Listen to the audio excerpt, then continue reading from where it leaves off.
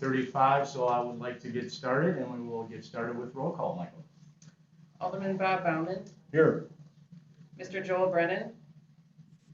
Present. Mr. Grady Crosby. Here. Senator Alberta Darling. Mr. Mark Flaherty. Here. Representative Kaylin Haywood. Alderman Cavalier Johnson. Present. Senator Latanya Johnson. Here. Mr. James Cantor. Here. Mr. Scott Mansky. Here. Mr. Greg Marcus. Here. Mayor Dennis McBride. Ms. Joanne Sabir. Representative Joe Sanfilippo. Here. Ms. Aicha Sawa. Here. Mr. Omar Sheikh. Here. Alderwoman Jocasta Zamaripa. Here. We have a quorum. Thank you very much.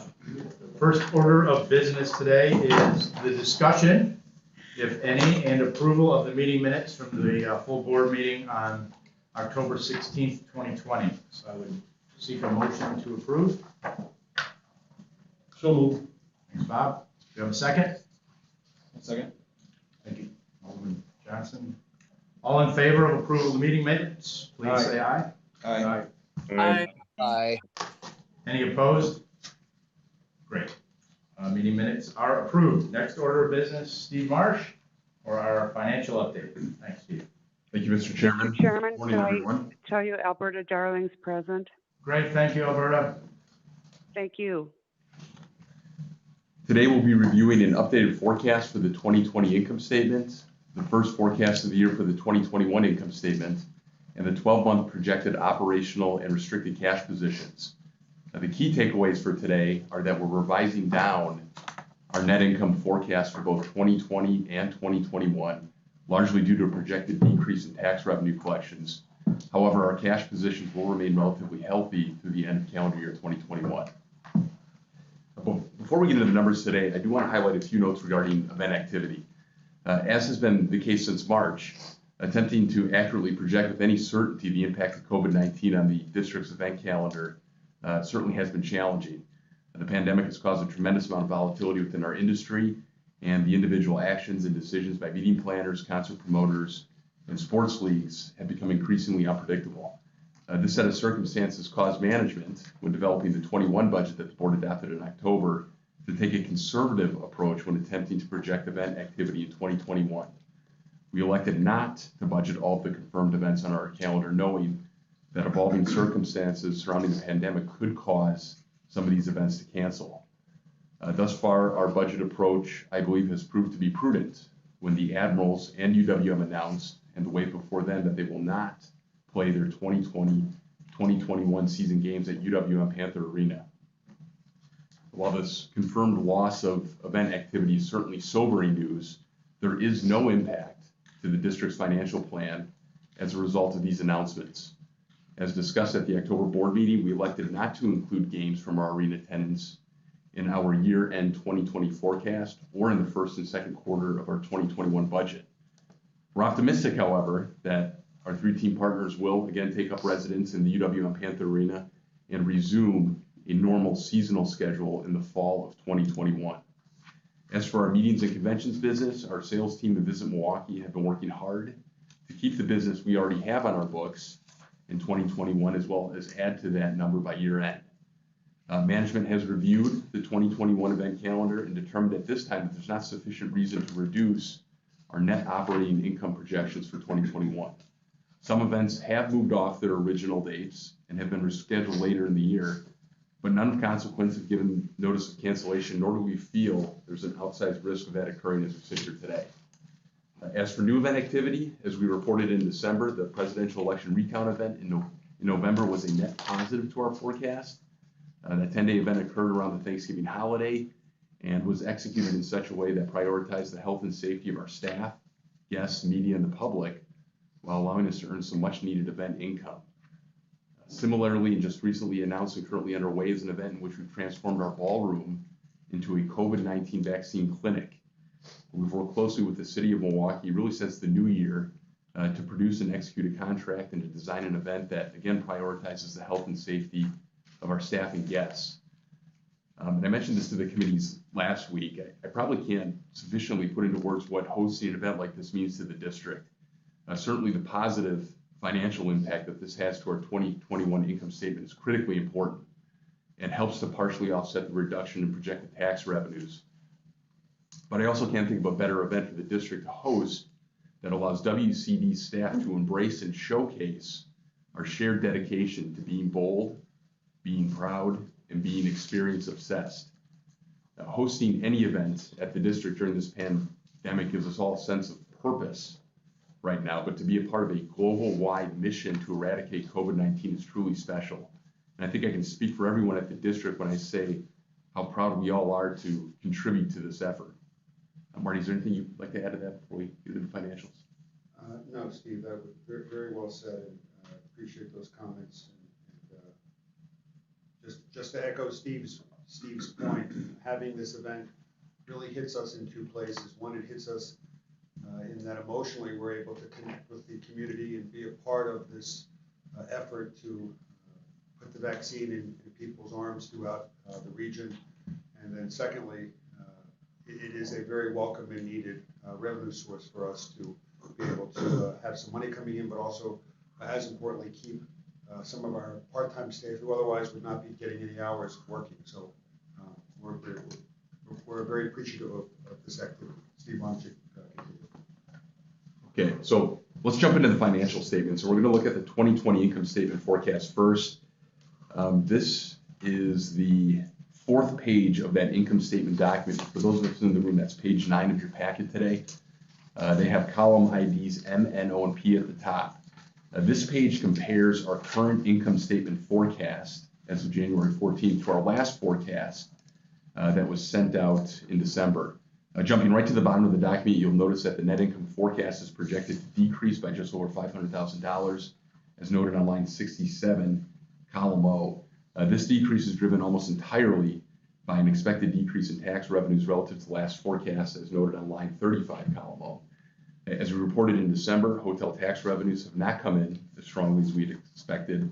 And additionally, the October tax revenue results that we received from the Department of Revenue in December brought with it less than expected food and beverage tax revenues. As a result of this, Marty and I took a step back to reevaluate our tax projections for the remainder of 20 and onward into 21. And based on our recent results, updated projections from industry analysts, and through discussions with our peer set around the city, we did adjust downward tax revenues for the next 12 months. And Greg, once again, I do appreciate the referral to Jeff from your team. He was very helpful. Just so the board's aware, Greg did extend an offer to me to reach out to the VP of Finance over at the Marcus organization to compare notes on hotel revenue projections and general economic conditions pertaining to the industry. And that discussion really helped me and Marty focus our numbers going forward. And as I said last week to our committees, I certainly welcome other referrals on this topic. Mark, if there's anyone in your organization that you think is worth speaking with, would love to do so.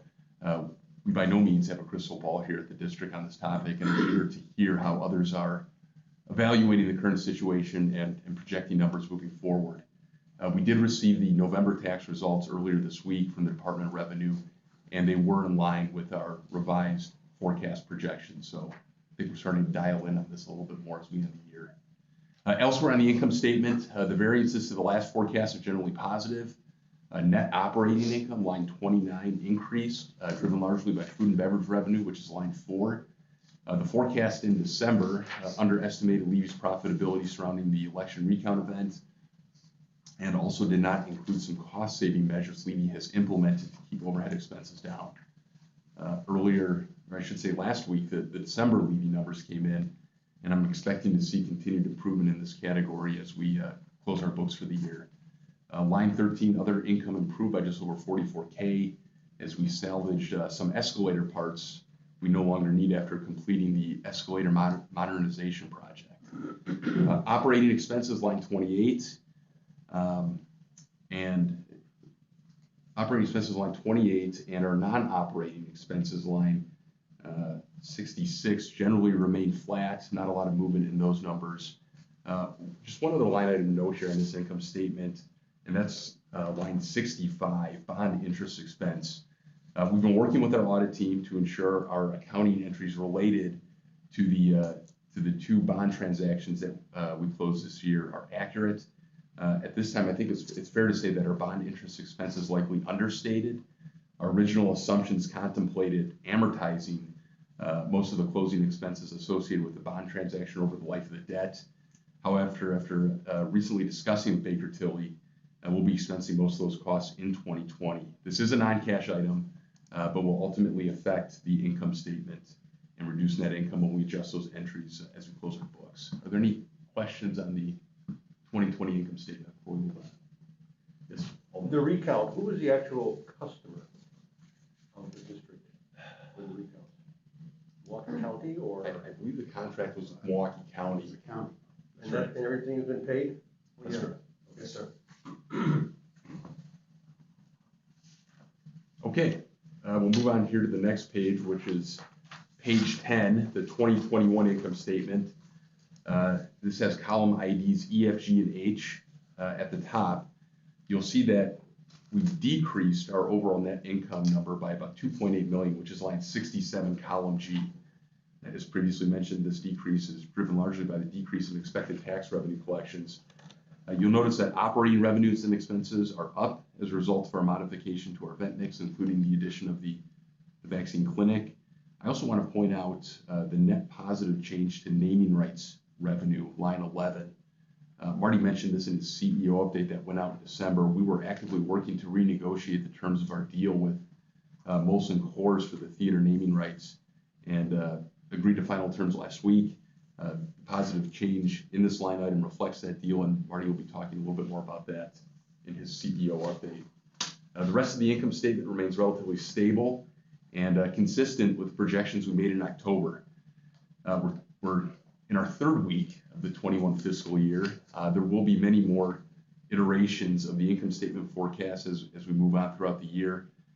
As I mentioned earlier, I do believe our budget approach has protected our financial plan from significant downward risk, and I believe our recalibration of tax revenues sufficiently accounts for the current economic environment affecting the hotel and restaurant industry within the city and the county. Are there any questions on the 21 income statement? Okay, so how do these changes to the income statement affect our cash flow projections? Well, we'll take a look at the operating cash flow first, which is the next page in your document. Overall, the cash balance for operational purposes do remain stable. The reduction in projected city hotel taxes was offset by the reduction in payments to Visit Milwaukee and the increase in event revenues due to the modification of the event mix. We also fully incorporated the Molson Coors payments into the forecast, which were previously left out of our projections. We've talked about this before, but should there be additional pressure on our cash balances, we do have several mitigation strategies available to us, including drawing on the operating reserve that's held by our trustee, as well as working with Visit Milwaukee to defer into 2022 some of the payments that were deferred from 2020. And just so the board's aware, as it pertains to Visit Milwaukee, I do have weekly conversations with their finance chief, Luis Ayala, and we're constantly exchanging information, including tax revenue data and how that impacts Visit's payment. And while the news certainly hasn't been positive since March, the open lines of communication have helped both organizations plan and strategize together. The district certainly recognizes the importance of what our funding to Visit means, not just for their business, but ours. And we will continue to work together to ensure that both organizations are meeting our short-term business objectives during this pandemic. As for restricted cash, which is the next page of your document, this is the reserve balance that we have to pay down debt service. We do still expect this balance to grow by over $3 million by year end, even with the reduction in our tax projections. Debt service this year is scheduled to be $13.8 million. Based on our current balances, the district has no concern about meeting its debt service obligations over the next 12 months. Are there any questions on the cash projections? Just one final note, Mr. Chairman, the bond sale proceeds for the expansion of the convention center were deposited with our trustee at US Bank in December, and we may begin drawing on those funds as early as next month to pay for services provided to us by architects, engineers, and others as the project really begins to ramp up here. And Marty will touch a little bit on that during the CEO update. Ezra. Thank you, Steve. Any questions for Steve? All right, appreciate it. Marty, CEO update. Good job, Steve. Thank you for that report. Thank you for keeping us honest and on the path to achieve or beat the numbers that we've represented to our board. Before I get into the CEO report, two things I'd just like to start off with. The first is, and most heartfelt and most important, is Happy New Year, everyone. It's good to see some new faces at the table for this board meeting, and we're looking forward to a very exciting, challenging, and hopefully financially beneficial, profitable year for all of us, but certainly the district. And then secondly, I just want to get a little melancholy for a moment and bring to those attention who may not already know it that today is my 3-year anniversary as president and CEO of the district. And it is been an extremely rewarding 3 years, and I know there's something on the agenda to address that later, but I just wanted to say impromptu that what a pleasure and honor it's been to be a part of this organization in a very transitional period for the city and for the organization. And truly appreciate all of the support and comments, criticisms, and suggestions that current and past board members have made. I hope you can appreciate, but not sure that you can, how seriously we take our roles as stewards of the district on behalf of the board. So when we get communications, calls from you, we take them very seriously. We want your input. We feel we are charged with executing your vision. Hopefully your vision and our vision are the same, but we really appreciate and respect the time and efforts you all put into the board outside of your real jobs. And I just wanted to take the opportunity to thank you for that as I start my CEO report. So, Mr. Chairman, going forward now, in the late summer of 2019, which seems like an eternity ago, but it was almost 2 years ago, around the same time that we began began our in-depth exploration of a design and cost of the expansion, we knew we needed to explore how best to improve the advertising and sponsorship revenues that we had been generating, and specifically developing opportunities such as naming rights that become available from the expansion of the convention center. As part of the process, we brought in Navigate, a nationally recognized sponsorship research firm, to work with us in developing the valuation of our existing sponsorship assets and new ones that could be integrated as part of the expansion. Starting about this time last year, we began identifying and then meeting with firms to work with us and on our behalf to find a naming rights partner and to pursue other sponsorship opportunities for the expansion, the existing convention center, Miller High Life Theater, and UWM Panther Arena. I am pleased to share with you that last Friday afternoon we finalized and executed an agreement with Impression Sports and Entertainment to serve in this capacity for us. Impression is based in Denver and was established in 2011. They are owned by Home Team Sports, which is a division of Fox Sports. They are a full-service sponsorship agency specializing in sponsorship representation, valuation, and sponsorship consulting for high-profile sports and entertainment properties. What attracted us to Impression was not only their team of experienced professionals, but it was also their very robust in-house creative and execution departments that we will rely on in being able to solicit and then execute any type of sponsorships agreements that we are fortunate to enter into. Most recently, they sold the naming rights for the Memphis Convention Center to Renaissance Bank. Additionally, they and their staff have sold naming rights to professional and collegiate stadiums and arenas across the country. Starting next week, I'll be meeting with them very regularly, many times over the course of a week, to make sure that they are in sync with our vision for the expansion. And the timing of this association will hopefully afford us the opportunity to develop a naming rights partner while we're still in the very fluid stage of the design of the project. This will enable us to incorporate that partner seamlessly and cost effectively into the design of the expansion, as opposed to trying to fit something in 3 years from now when the property's near opening. Starting immediately, as I said, Impression will become an active member of the design team and be working with us all to make sure that we keep sponsorship and naming right opportunities front of mind as a very important revenue stream that we have not really maximized as an entity. I believe that that's the one area that I think, as I look at real growth potential for us as an entity, is to being able to maximize sponsorship areas throughout our 3 facilities. And with Impression, we expect to make some real headway there. As Steve mentioned in the finance report. Question on that? Sure, Bob, sure. Was there no local firms that were able to perform this agency work? We met with a couple of local firms, none that had the breadth of a national firm or the national connections that we were looking for. And how are they compensated? Solely contingency based on deals actually made, or are they being paid a retainer and ongoing fee? There is a base retainer that is basically a draw against the commission on the sale of a naming rights sponsor.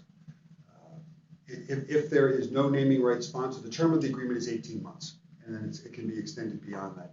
If after 18 months we terminate the agreement, then we would be out the retainer fee. And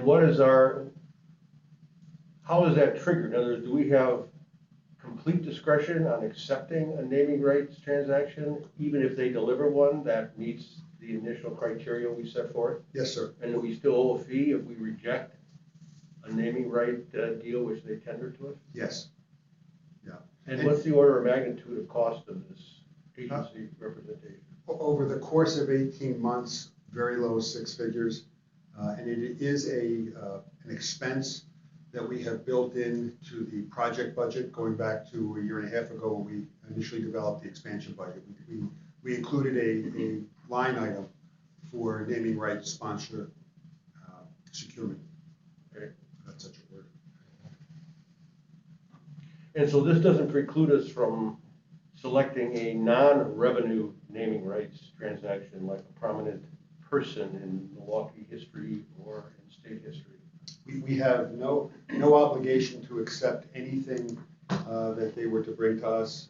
We do have a financial obligation through the base retainer, but there's no trigger of any other obligation.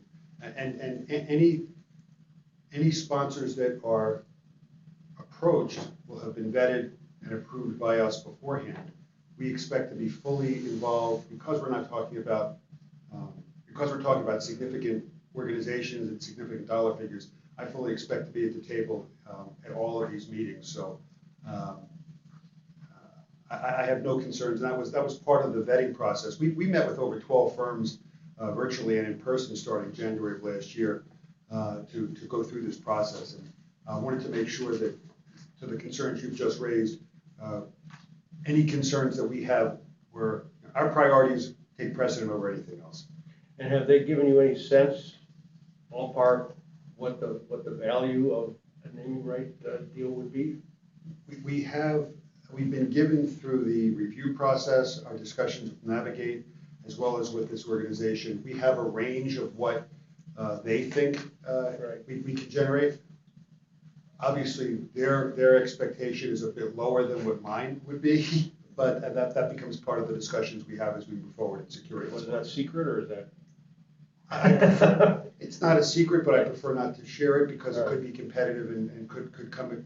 Now, I wouldn't want to share a number with a sponsor that may be lower than what they're willing to pay. Got it. Okay, fair enough. Fair enough. All right, thank you. Of course, certainly. Referencing to what Steve was talking about before when he was going over the budget, and identifying naming rights. We had an agreement with with Molson Coors for the Miller High Life Theater that was contracted to expire October 31st of this past year. When we did the budget for 20, we assumed that we would not renew, did not think that was going to be likely, so we didn't have it in the November, December of 20. And when we were doing the 21 budget, we put nothing in there from a revenue basis, just not anticipating their involvement. Because of COVID, it did trigger some discussions with Molson Coors over an adjustment to their naming rights fee because of the lack of activity, basically shutdown of the Miller High Life Theater starting in March. We began discussing with their representative late September, early October over their interest or lack of interest to continue. Initially, the discussions began with making an adjustment to the fee that they were due us. They were very receptive to maintaining the fee that they'd already committed if we could present an option that addressed their concerns, which is exposure and activity in the Miller High Life Theater. After a very reasonable period of time, very happy to report that a week and a half ago, we did sign an amendment to the existing or expired agreement that takes the naming right of the Miller High Life Theater through December 31st of 2022. It has them making us whole on the monies they owe us. This is not new incremental sponsorship money. It's really reflecting that what they were committed to pay us through the end of 20 is paid to us, but over a longer period of time because of the lack of activity at the Miller High Life Theater. I'm very happy about it because from a cash standpoint, Steve jumps into our head every day, cash is king, cash is king. So this is cash that we have coming into the operation, but also the conversations with Molson Coors were very positive. And when we first began those discussions, the representative shared with us that in and out of this market, not all of the discussions over contracts that were affected by COVID were going easily. We were looking for how do we keep the relationship going, because however ownership or corporate direction from Molson Coors may change over the years, Miller is still having a presence in Milwaukee. We want to be a part of that association. We want to make sure that they know how important they are to us, not just on the national and international level, but also the local distributors we have a very good relationship with. So on many levels, I'm very happy that we were able to do this. And I think what I came away with is that there may be more interest in Molson Coors continuing a relationship with us after this one's over than I had thought maybe a year ago at this time, just because of how they reacted to other interests that they're in. That was the objective here. How do we keep the relationship going? How do we maintain that? And the money's king, but also being able to have the discussions be so productive and respectful, it gives us an opportunity to go back in a year from now or sooner and look to extend it even beyond 2022. So just an update to the board. And for those of you, while Mr. Cantor is an alum of Miller, if any of you have relationships or contacts with them, please pass along our appreciation for their continued support for the Miller High Life Theater and us as an organization. It's important that we have these relationships with these, what I would call pillar partners of in Milwaukee. Moving on, in a few minutes, I'm going to reintroduce to many of you, introduce to some of you, Mike Abrams from CAA-ICON, who will be providing an update on the convention center expansion. He will be joining us at future board meetings to provide you with updates and available at any time for questions. On February 16th and 17th, the district, along with Visit Milwaukee, will be hosting, and the expansion design team will be leading, over 2 days, 2 focus groups comprised of national current and aspirational meeting planners who are members of the Visit Milwaukee Meeting Planner Advisory Board. Joining them will be several local Milwaukee event planners for their input and suggestions on the operational design of the expansion. Months and months ago, long before financing was secured, we had identified the importance of getting current users of the district, of the convention center, as well as aspirational users of the expansion involved in our design so that we're making sure that we're designing something that is reflective of their current needs and their future needs. And certainly with the impact of COVID, that's really changed the way everybody's looking at meetings of large groups. So I expect this to be very informative and helpful 2 days of information exchanging. In addition to continuing the layoffs, furloughs, and other cost-saving measures that we implemented back in March and September of last year, raises to the administrative staff that normally are effective the first of the year have been deferred until such time as the business warrants revisiting the appropriateness of this increased expense. And lastly, please keep us, and especially Sarah Mayo, apprised of any of your activities outside of the district so that we can work towards getting you additional exposure and recognition for other organizations you support and work on behalf of. If you're asked to present or speak to any groups with whom you want to share your role as a board member, Sarah is available to provide you with talking points and slides about the district, our properties, and as well the expansion. So we are a resource for you. Please call upon us if we can help you, and if Sarah can help you in any way, that's what we're here for. So please call upon us.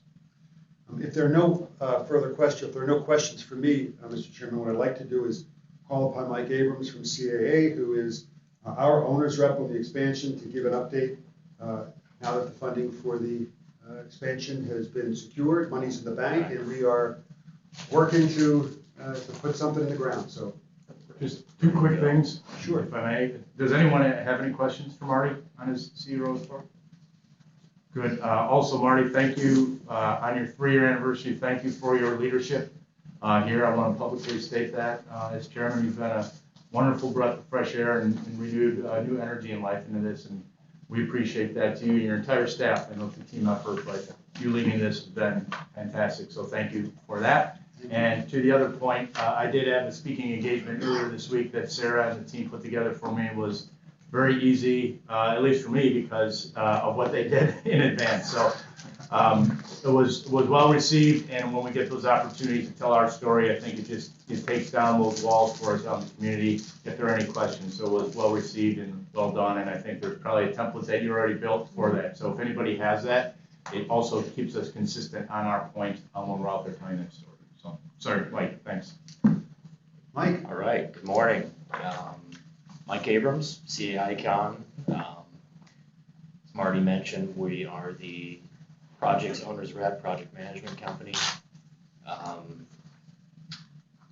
This morning, we wanted to kind of revisit, rehash the program and design that was developed back in winter of 19 into early 20. Also give you a quick project management update, and also go over a milestone project timeline kind of toward the end. So personally glad to be back at the board meeting, giving updates. I think the last one we attended was back in March. We were fully engaged back in like September of 19. Quickly hired, went through the hiring process of a design firm, a construction manager back in the late fall, early winter.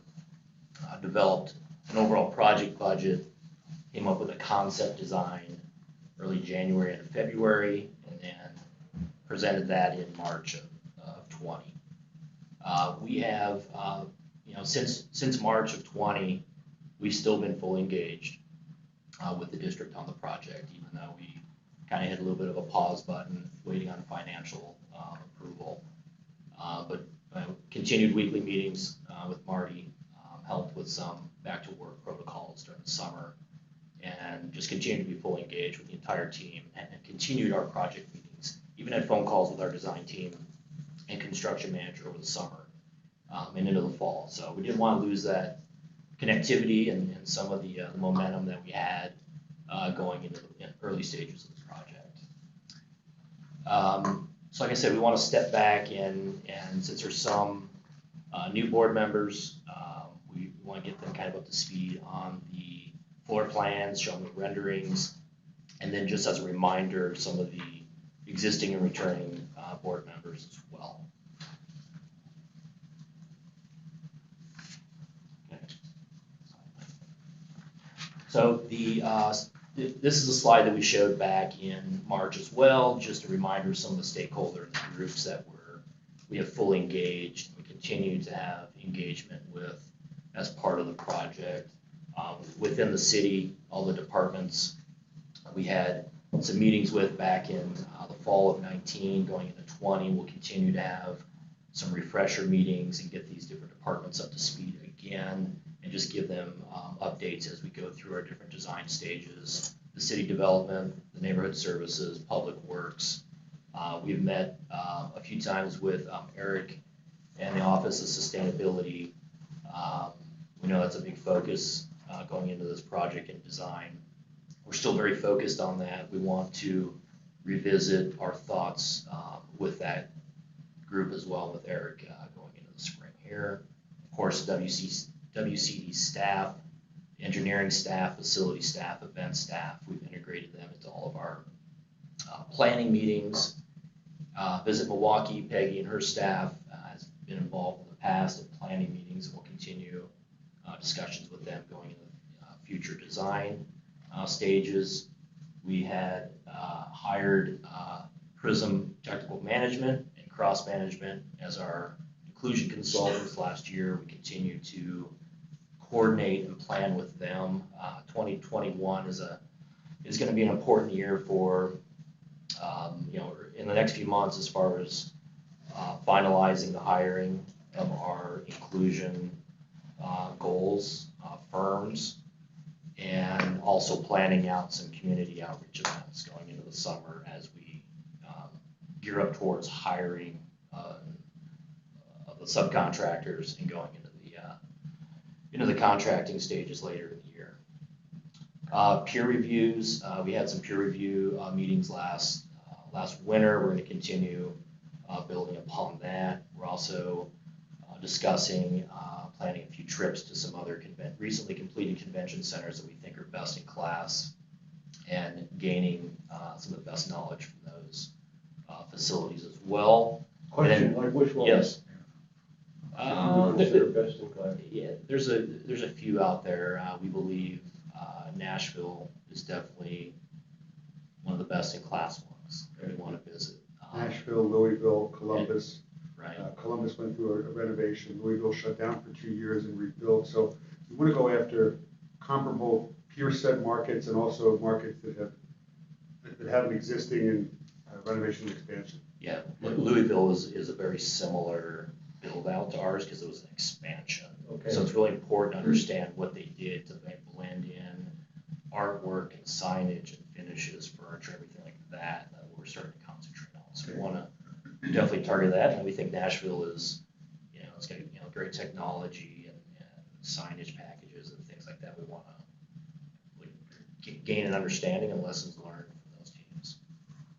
And then Marty mentioned the focus groups and the event planners. Do we have any sense of how the places like Nashville are doing financially? Because that I've been there, and that's a big place and a substantial expansion over what they had before.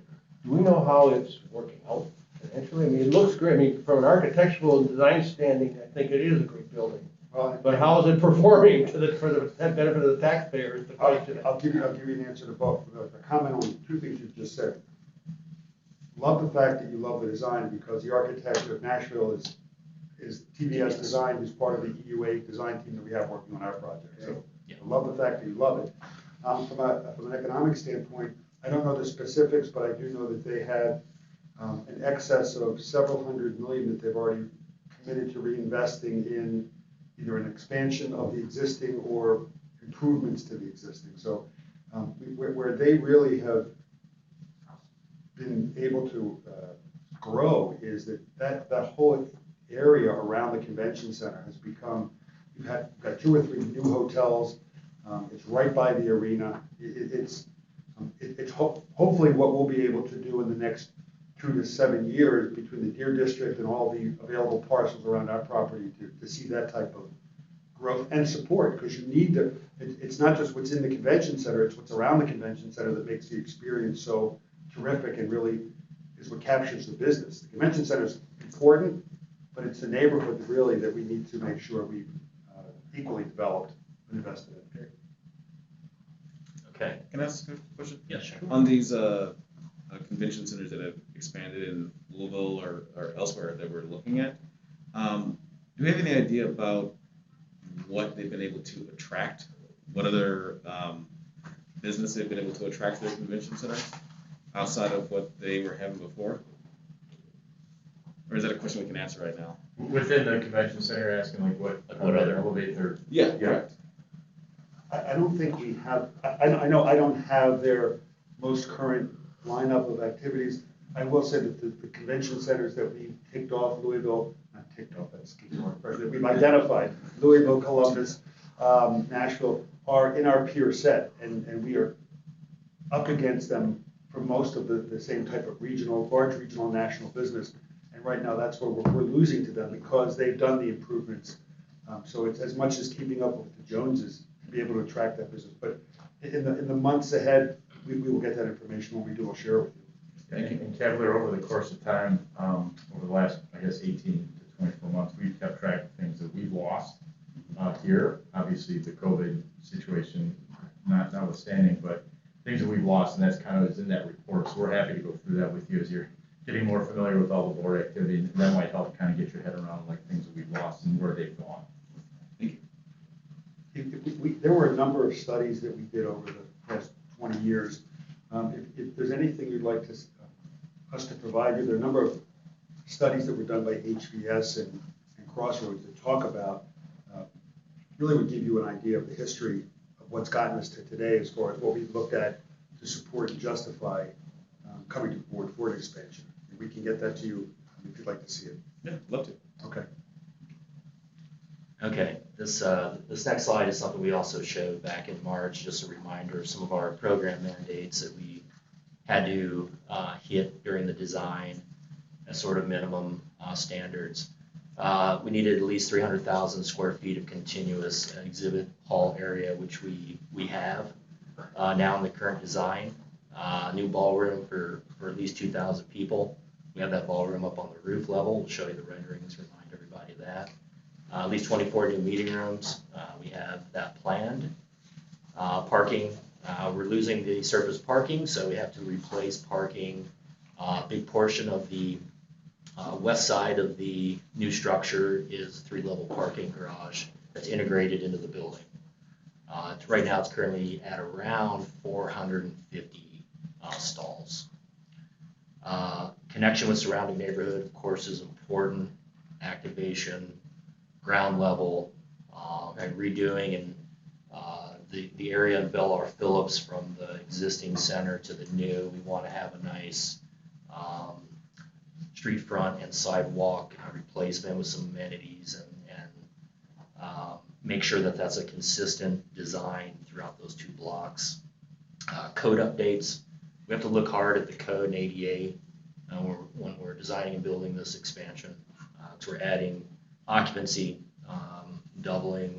almost doubling the size of the center. So there's a lot of smoke control and fire exiting things that we have to look at. We do have a code consultant, Howe Engineering, that's currently diving into the project as part of the design team. And then maximize sustainability. We are planning on LEED certification as part of the project, as we have discussed in the past. Mike or Marty, could you just touch on, I know this was obviously the mandates from the March, but as we've evolved and we know what people are going to be looking for now as they come to conventions, considering the post-COVID world, any additions that we've put in there that will actually probably help us as we go along to attract additional business? Well, yeah, I mean, absolutely, Jim, and there's towards the end of the presentation, I was going to touch on that a little bit. Well, that's fine, then you can do it then. Okay, but I'll go over it now. It's fine. There's a lot of things that we had already, a couple things that you want to look at with some of the lessons learned. Touchless, contactless, indoor air quality. I think those are kind of like the three big things. When it comes to contactless, it's like, how do you operate with the food and beverage, okay, without all the different touch points? And so we'll work with Levy on that going forward. Touchless products, of course, everything, door handles, restroom fixtures, all that. We had a lot of that already considered in the original design before COVID. So we are just verifying, making sure that we're maximizing touchless. And then indoor air quality, that's probably the biggest focus really in all the venues that like every facility needs to consider. And that, the focus on that is really, in my mind, it's ventilation and filtration. Those are two biggest things in indoor air quality. A lot of that also is already built into the design of these buildings already. It's considering like the control sequence of the mechanical system, making sure you got a lot of outside air, ventilation, air exchange turnovers, outside air. It's all about that before you start considering adding a lot of dollars in technology like UV lighting, bipolar ionization products that go integrate into the mechanical systems. A lot of these technologies have annual operating costs and replacement costs that, something I'm not going to really, we can consider, but there are annual costs for UV lighting, replacing bulbs every year that go out. They have a useful life. So we're looking at everything from elevators, touch points on escalators, ventilation in elevators, the whole gamut. So we've got our design team looking at that. Our firm had over the summer worked with a lot of the sports leagues and helped them rewrite their standards and manuals to get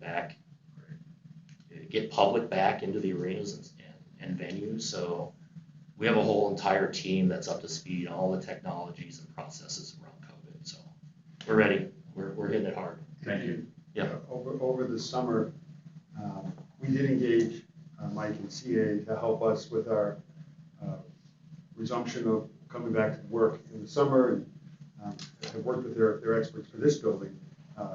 As you all know, we shared with you that we did receive back in September GVAC certification, which is really the gold standard of cleanliness and sanitation and antiviral protocols.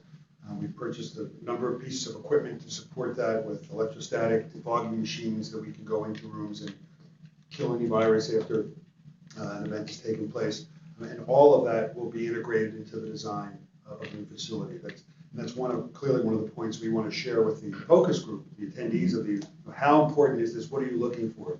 I remember over the summer of just a flurry of discussions with Bob Seefeld, who's our VP of Facility Operations, Tom Nicholson, who is the manpower behind housekeeping and setup.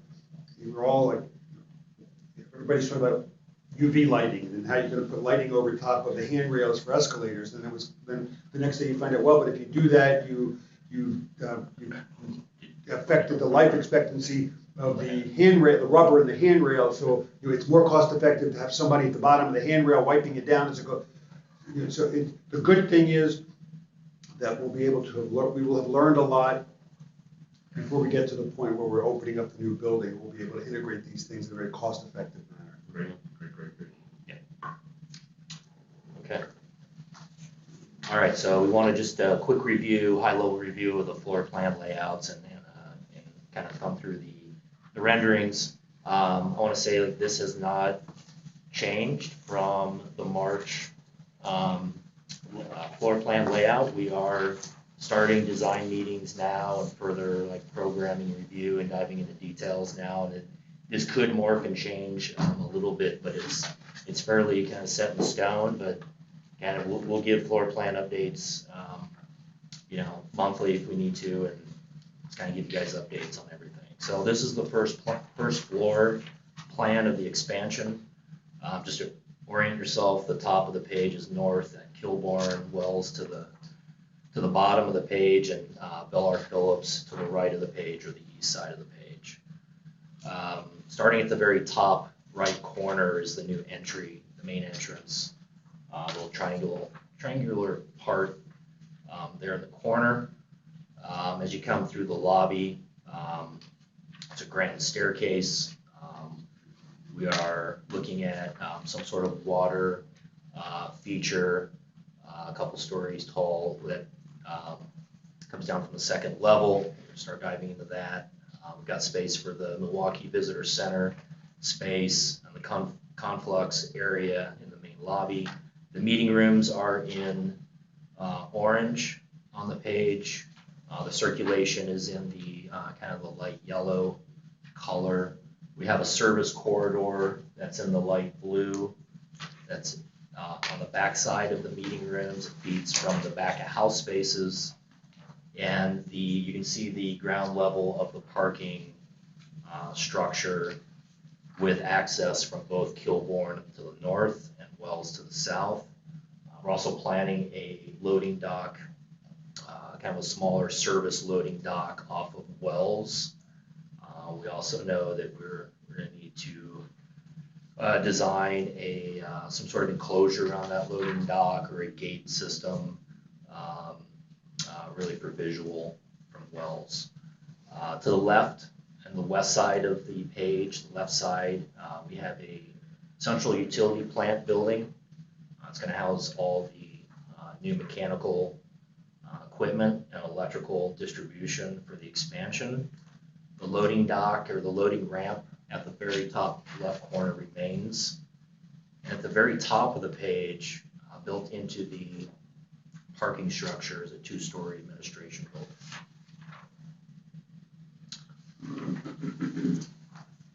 Second floor pretty much mirrors the first floor. Layout looks very similar, stacked. We do at the bottom of the page, you will see a gray corridor that leads to the existing facility. So that's a connection on the second level for existing staff and service to get from the existing to the new. You'll see the public connector on the bottom right of the page. That'll get to the new hallway corridor of the second level. Everything's fairly laid out the same from the first level. The second floor of the admin building is on this level as well. Level 3, as a reminder, is the expansion of the exhibit hall and the extension of the public corridor to the right. We have a pre-function space just outside the entrance to the new entrance to the exhibit hall on the east side of the building. You also see on the very top corner, we built in we built on the very top corners an outdoor terrace space, which you'll see on the rendering, as well as another secondary terrace space out to the east side. And level 4, this is the upper level, is the ballroom, which as you'll see in the renderings, I think this is one of the best design features of the project. We have an outdoor terrace that we're planning to wrap around the north and east ends. We have a pre-function space, a large pre-function space, and we have a very flexible multi-function ballroom with a lot of operable wall options, where we can kind of extend the pre-function space into the middle of the ballroom and have up to 6 kind of breakout separate meeting spaces or ballroom spaces. We have a full banquet kitchen kind of on the south side or bottom side of the floor plan. It includes a tasting kitchen. To the left side is our freight elevator access off of the loading dock to bring up anything up from the loading dock, any deliveries. Okay, so that is it's kind of a recap of the floor plans. In addition to the floor plans and the new expansion, we have a list of scope items within the existing site, so remodel scope. And it's a long list. We're still kind of sifting through it and further defining it. But the goal of that is to make sure that the design is consistent from a visual and a public standpoint. So everything from lighting, signage, furniture, carpeting, flooring, painting, wall coverings, to get the same experience from the old to the new, restroom remodels, some mechanical, of course, everything from security, AV speakers, everything needs to be a consistent building now. So we've got to extend systems from the existing back from the new back to the existing, and make sure it's functioning as one building. So these are the renderings that were also shown back in March. This is a shot from the north side of the building from Kilbourne Avenue. As you'll see, there's a lot of, the building design is a mix of a lot of transparent glass. There's some stone wrap at the front entry, and then it's kind of a mix of metal panel, dark and lighter metal panel. The next shot is from Bellar Phillips on the east side, and this is kind of the transition from, this is right at Wells. This is a transition from the existing to the new. We're trying to incorporate the design all the way across Wells. So we're going to be redoing that east side facade with a more transparent glass front elevation. And that's a shot of the public corridor and the Wells tunnel area. We really spent a lot of time with the design team on this perspective. Currently where it says Wisconsin Center, that's kind of not domed but curved. And we did not like the transition between the two buildings, so that's been changed to really make a architecturally more compelling transition so that they don't look like two completely different buildings, but they look like they belong together. And that was very deliberate. This shot is also from the northeast side of the new expansion. This is showing the work of the sky bridge that goes over to the Hyatt. We know we have to reconfigure that somewhat. We're going to try to reuse as much of that sky bridge as possible, but we know we're going to have to do the exterior of it, make it more transparent. We are studying that now with the different elevations, but overall, I think the goal is try to save as much of the structure, the foundations, and the main structure elements, and then just redo the facade and the look of it. But we know it's probably most likely going straight into the convention hall now, or will. Right now it's an L shape, as you guys know, so that's got to be completely reconfigured. The next shot is of the front entrance, a little closer view of it. You'll see kind of the second level outdoor terrace spaces that we're designing in the project, as well as kind of on the left side of the lobby, you can kind of see an image of water, some sort of water element. More to come on that. We're going to start engaging a water feature contractor / designer to integrate into our project here soon. Next shot is of the main lobby, the grand staircase. Kind of see some of the circulation as you come in. The different levels are open.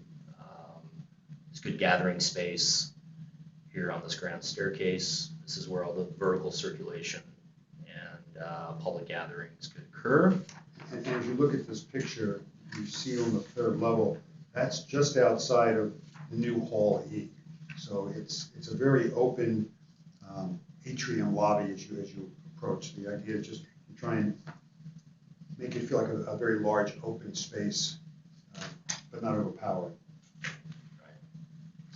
This next shot is looking, you're inside the new exhibition hall, looking north. You can see the Panther Arena outside the glass windows. This is the expanded portion. The north side is going to be all glass. You guys have seen in the exterior rendering. We also know that that providing, blackout shades is important for the exhibits, as well as some of the views looking back in from the outside. You don't want to be able to see public seeing all the way through the building as well. So we're currently designing blackout shade design on that north wall. The next shot is up on the 4th floor. That's in the ballroom pre-function space. We're looking east now. You can see the public circulation from the ballroom on the right, coming out of the large opening into the pre-function, openings out onto the terrace. So this is like multi-functional space. You can have multiple groups up on this level. It's going to be very flexible type space. Quick question. If you go back to the last photo, is there something above this? Yes. All right, Yeah, so- the ballroom is above the exhibition hall. All right, so is the ceiling insulated or no? The ceiling of the exhibition hall, Yeah. there will be, we're studying the acoustics on that now. We just Okay. actually had a meeting the other day to talk about structural load, floor loading, and acoustical vibration. We're studying all that. We'll have all that All right. integrated into the design. Yep.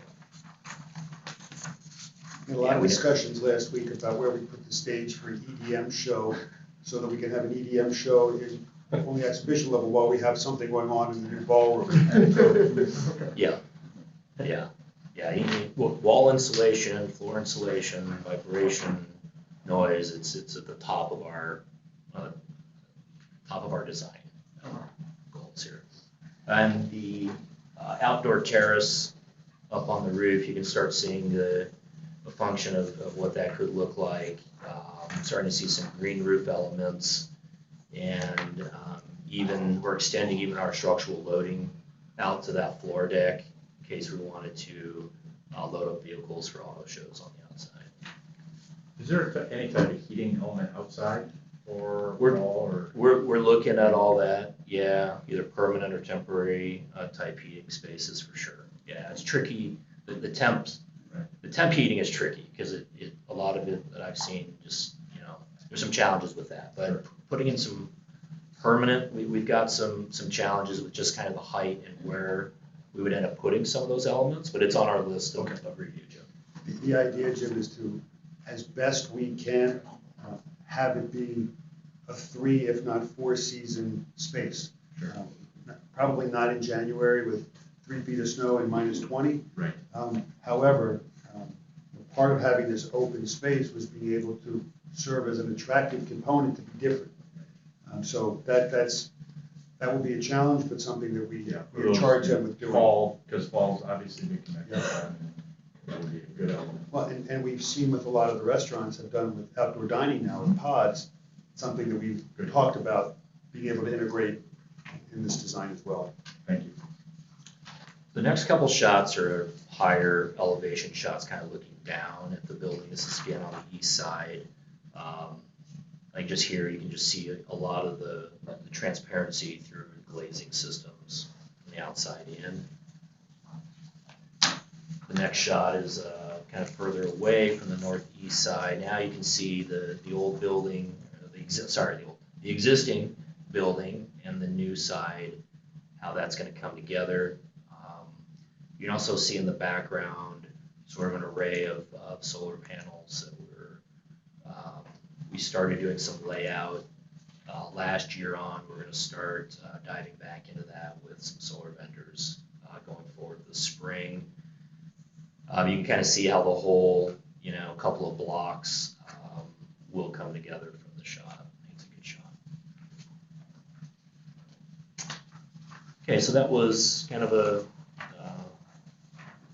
recap of where we were in March, and we'll continue to kind of give you a floor plan and elevation updates as we continue. This is just kind of some bullet points I put together of things that we are kind of jumping into now. We've fully re-engaged the entire design team since towards the end of December. They've been working for the last month, diving back into design. We talked about the first bullet point, the lessons learned from 2020. That's the mostly COVID type lessons learned that we're going to bring forward. The design commencement, you'll see the schedule on the last slide here in a second, but we are currently in we're calling our schematic design phase for the next couple of months. The concept phase was back at the end of last year. We are continuing to, the design team is continuing to finalize the rest of their team as far as inclusion goals and consultants. And we will also, ICON will also continue to develop some further RFPs for some other firms coming up in the next couple of months that we need some other engineering consultant firms. Stakeholder design workshops, so we've started those in the last couple of weeks. We're holding those every other week with Marty and his team. Here, the focus group meetings we discussed earlier, those are the ones targeted in middle of February. We're calling benchmarking are these trips to some of the other convention centers. We'll try to, once travel restrictions hopefully sort of ease up, we can take some of those, and if not, I think we'll set up at least a series of calls and presentations with some of the other groups. We can possibly do those virtually. Talked about some of the City of Milwaukee coordination meetings. We're going to work on planning and setting up some more meetings and updates with the various departments.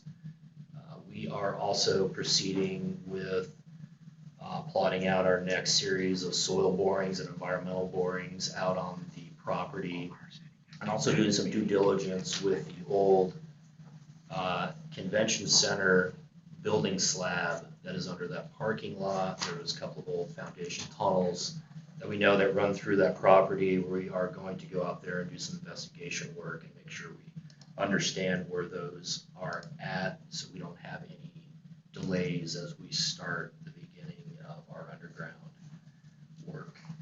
And then project insurance, we've had a couple of calls with insurance reps trying to finalize the insurance program. Right now we are leaning towards a OSIP program on this project, so we are proceeding with those requirements, trying to get insurance in place here in the next couple of months. And then our concentration again on inclusion. We are, just as a recap for inclusion, we have the 31% overall inclusion for business and workforce.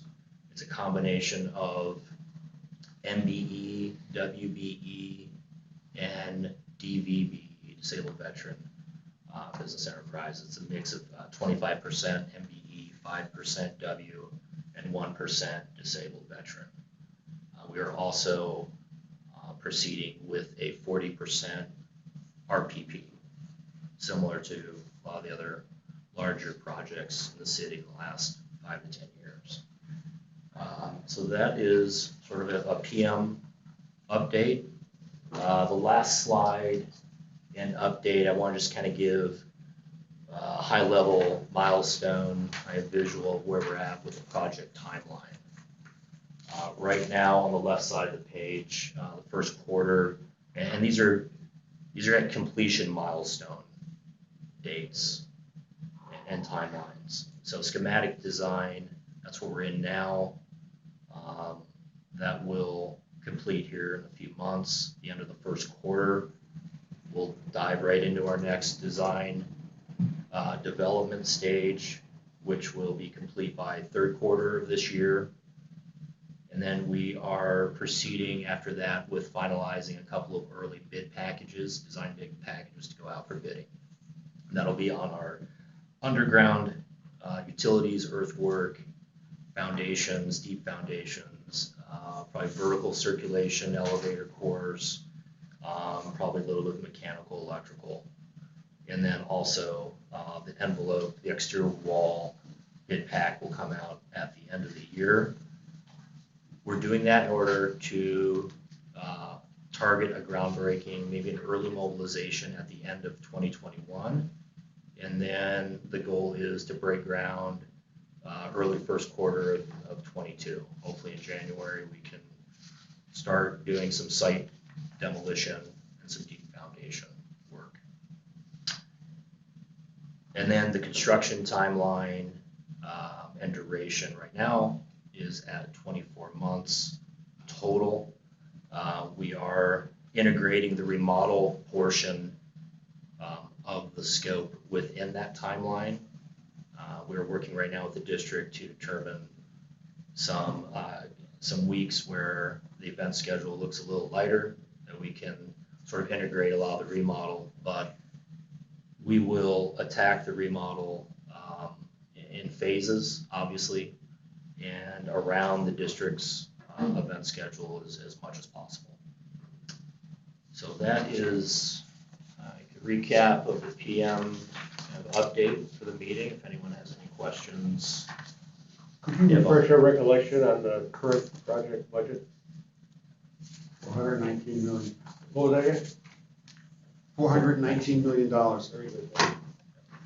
And one of the tasks that we charged ICON with is going back to Gilbane and really look at cost of materials and what has the past 10, 11 months done, will it do the next 12 to 24 months moving forward to our cost? Are there opportunities for material and labor to save money or not? And that's after the calendar.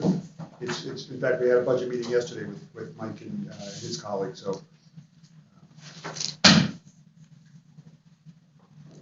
Mr. Chairman, I think that's it for the CEO report and Mike Abrams. Good, Mike, thank you, thorough. Thank you. All right. Yeah. I have a question. So I was, thank you, Mr. Chairman. So I was looking at the renderings there, and they're all very impressive, and it struck me that the auto show was the event that was being rendered there.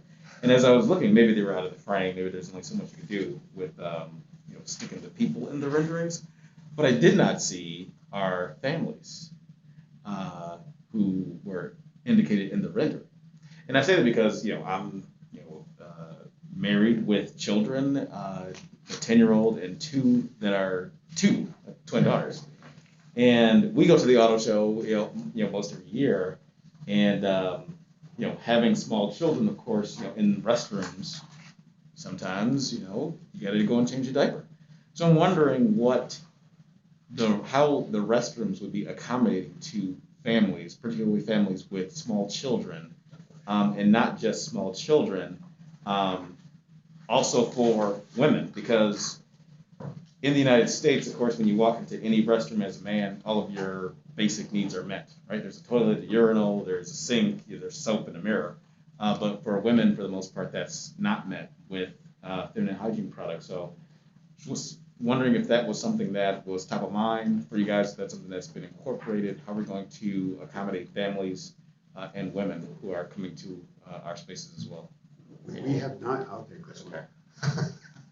Marty's been talking about this. I've been talking, this is a very, I'm really happy you brought this up, because it's one of the topics that we spent a lot of time on during the interview process of architectural firms. The end of the story is we have not gotten to that level of detail in the design to tell you exactly what each room is going to be like.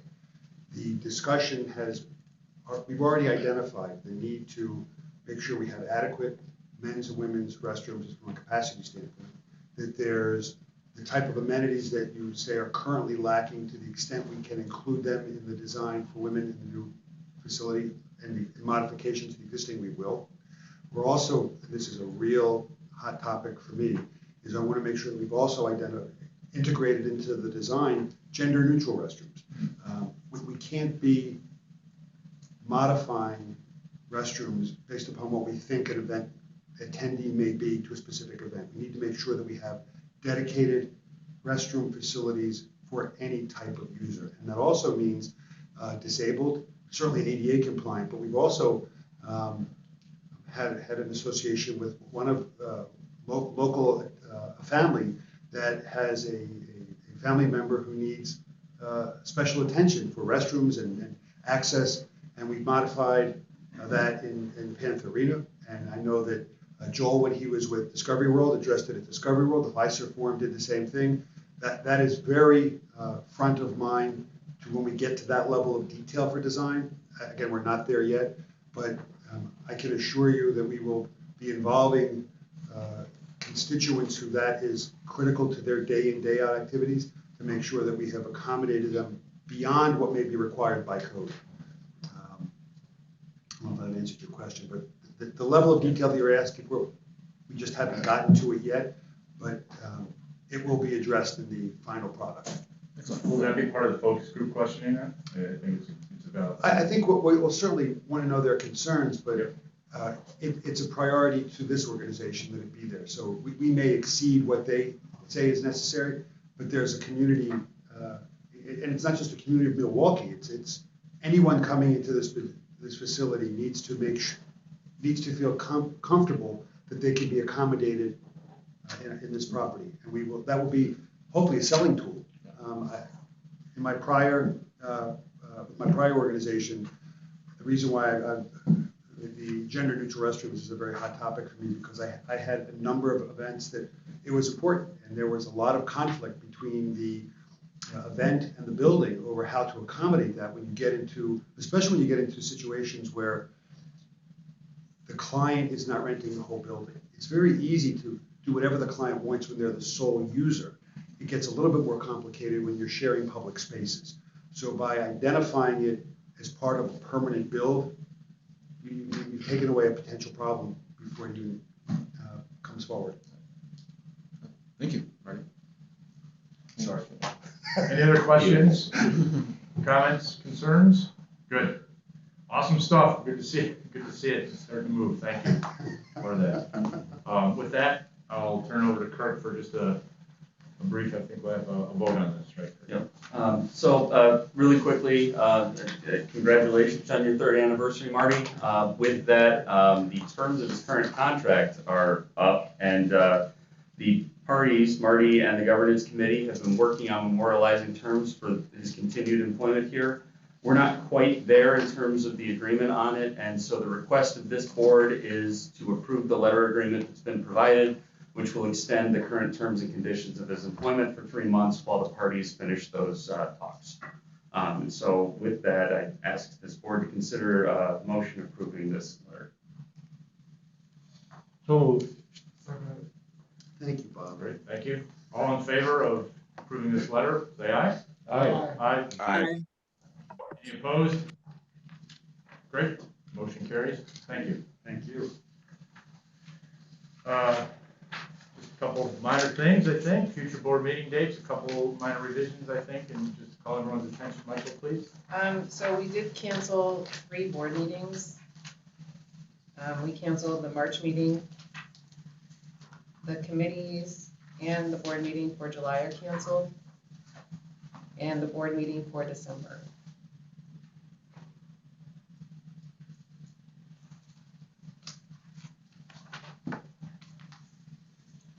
So you're still having committee meetings in March? Yes. Just no board meeting. And I've updated Board Effect as well, reflecting which meetings have been canceled. Great.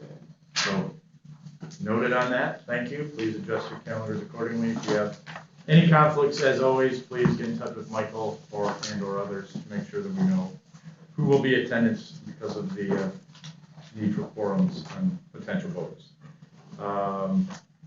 Any other future board items? As always, I want to make sure that we're addressing everyone's needs from the board standpoint. If you have any of those now, please voice that. We'll make sure we get it on the agenda for the next board meeting. If not, contact myself or Marty outside of this, and we'll make sure that we address it with everyone. Okay, great. With that, I'll have a motion to seek a motion to adjourn. So moved. Second. All in favor of adjourning? Aye. Aye. Any opposed? Aye. Great. Meeting is adjourned, and I guess now go Pack. All right. Thank you, everybody. Have a great weekend. Good, how are you doing? Good.